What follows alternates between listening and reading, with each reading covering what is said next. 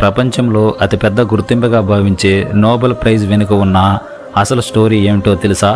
స్వీడన్కు చెందిన Alfred పెన్హెడ్ Nobel డైనమైట్తో పాటు world వైడ్గా 355 ఇన్నోవేషన్లకు పేటెంట్స్ లైసెన్స్ను తీసుకున్నాడు. అలా ఆ ఇన్నోవేషన్తో వచ్చిన డబ్బుతో స్వీడన్లో ఒక పెద్ద బిజినెస్ మ్యాన్గా ఎదిగాడు. 1888వ సంవత్సరంలో ఆల్ఫ్రెడ్ బ్రదర్ చనిపోయాడు. కానీ ఆల్ఫ్రెడే చనిపోయాడని ఒక ఫ్రెంచ్ న్యూస్ పేపర్ చావుతో వ్యాపారం చేసేవాడు చనిపోయాడని విమర్శిస్తూ రాశాడు.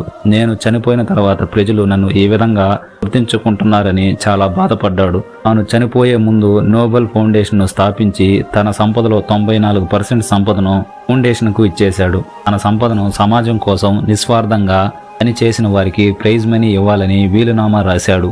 1896లో ఆల్ఫ్రెడ్ చనిపోయాడు.